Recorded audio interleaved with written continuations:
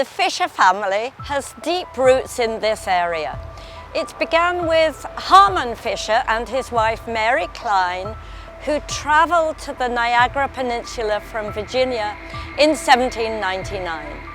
Peter Fisher was their third child, but their first boy. Harmon purchased 200 acres of land from Catherine Brandt on October the 24th in 1820. When Harmon died in 1825, Peter gave the deed for the original farm in Vineland to his brother and moved to the Bush farm in Nelson in 1826. As Peter noted in his writings, some jottings along my life's journey, due to his mother's coaching, he was deeply religious and came to view alcohol consumption as a curse. He became president of the Temperance Society. Peter married Sarah Bray of Trafalgar, and they had 6 children. After Sarah died, Peter had 5 more children with his third wife, Esther Webster. A family home, Shady Cottage, was built on the property in 1837 and remained the family home until it was demolished to make room for the Burlington Mall in 1970. The Fisher family moved their farming operations at that point away from that Nelson area. Paul Fisher, who was born in 1890, was the grandson of Peter Fisher and the son of William Fisher. William Fisher had 3 children, Paul, Murray, and Edith. Paul married Evelyn Jane Newham and had a son, Peter Allen Fisher. According to Dorothy Turcott in her book, Burlington, The Growing Years, Paul was first and foremost a fruit grower. He graduated from the Ontario Agricultural College in Guelph in 1911. He farmed the original 200-acre grant, first with his father and then with his brother Murray. Paul and Murray had dairy operations, but later moved on to fruit. Strawberries, apples, pears, cherries and plums, all being shipped across Canada and to England. At one time, the family had 400 acres of fruit.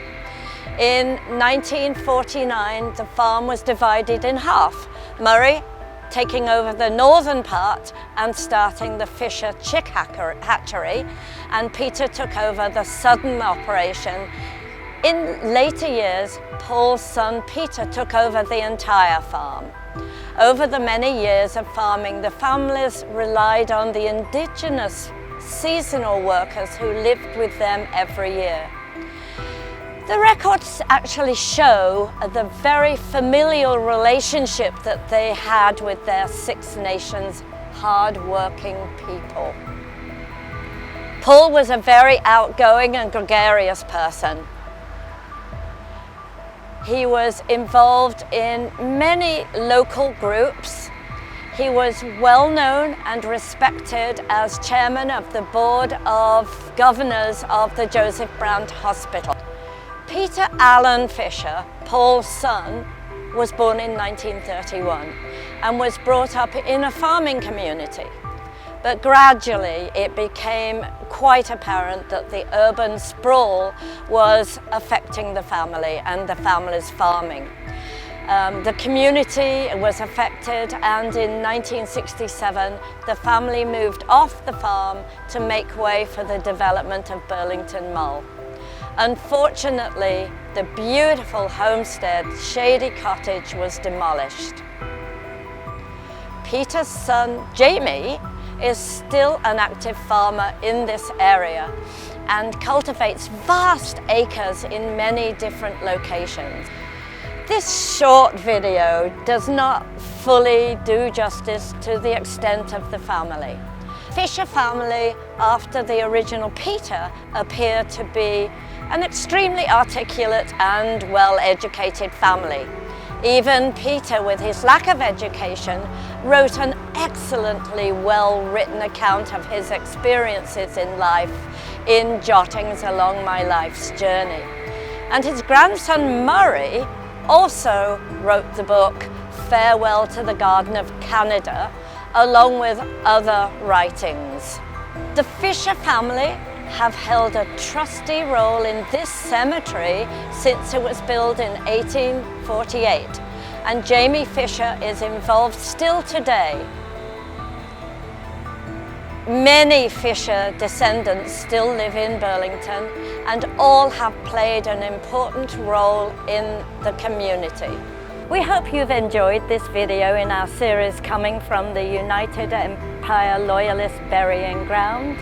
And if you wish to learn more about our videos, please visit the website of the Burlington Historical Society.